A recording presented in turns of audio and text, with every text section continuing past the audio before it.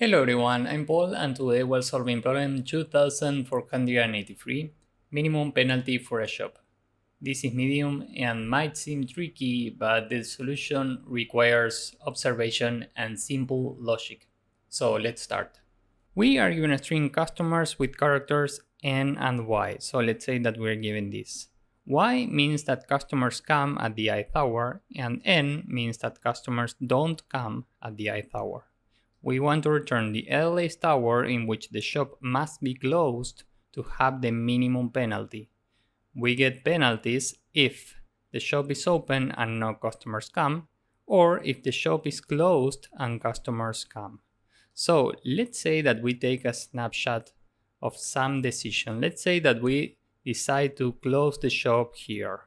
So in this side the shop is open and here the shop is closed. Here we have customers coming to the shop and the shop is open, so the penalty on this side is 0. Now here the shop is closed and no customers come, so the penalty here is 0, and here customers are coming and the shop is closed, so the penalty in this case is 1.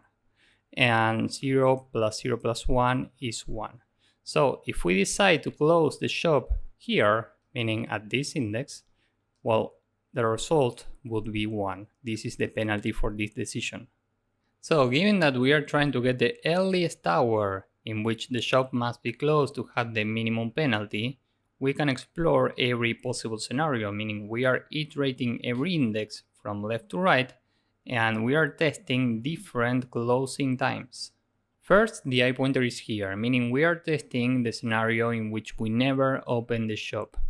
So the initial penalty is 3 because this is the side for the closed shop, and here we have 3 Ys.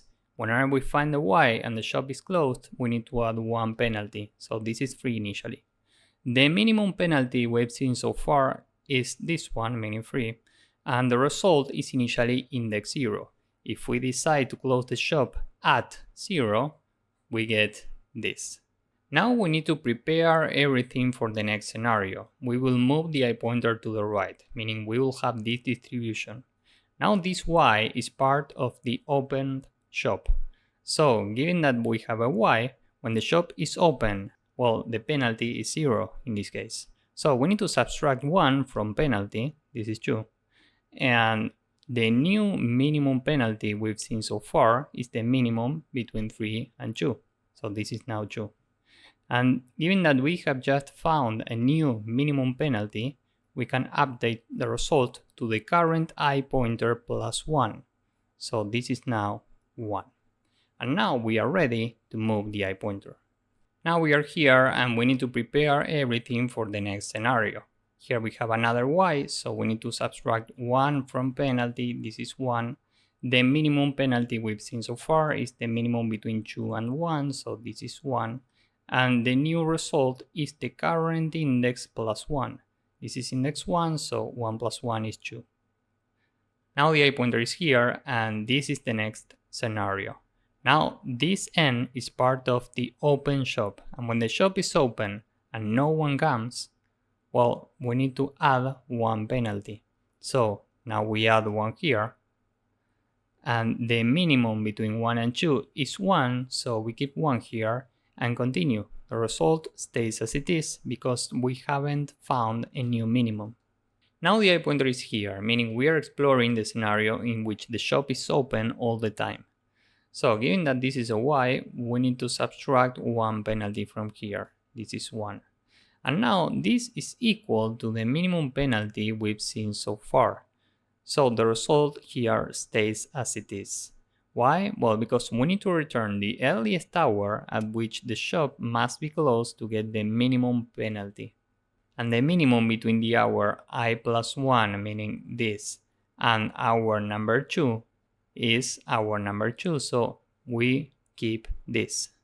And just to be clear, if we decide to close here, well, this is the side for the open shop, this is the side for the closed shop. The total penalty in this case is 1. And if we decide to close here, the shop is open all the time and the penalty is still 1. Given that this index is smaller than this one, we want to keep this. So If the new penalty is not strictly smaller than the minimum penalty we've seen so far, we keep the same index in the result. So finally we return 2. This is it for the approach. Now let's go with the code. First, n is the length of customers, and the amount of penalties is initially 0. And we are exploring different scenarios to close the shop. So initially, we want to iterate customers and check how many y's do we have. So if x is equal to y, we add 1 penalty. This is for the scenario in which the shop is always closed. So the minimum number of penalties we've seen so far is penalties, and the result is initially the hour number 0. So now we can iterate every index in range n and check if customers I is equal to y, we need to subtract 1 penalty, because remember that this y is now on the side of the open shop. So we subtract 1 penalty in this case. Else, meaning if it's an n, when the shop is open and no one comes, we have 1 penalty. So in this case, we need to add 1 penalty. And now we're checking if the number of penalties is strictly smaller than the minimum penalties we've seen so far. The minimum is now the number of penalties, and the new result is the current index plus 1. Finally, we return result. So this is the entire code. Now let's submit this. As you can see, this works and it's very efficient. Here are time complexities big O of n and space complexities big O of 1. So if you found this useful, please drop a like, subscribe, and see you in the next one. Bye bye.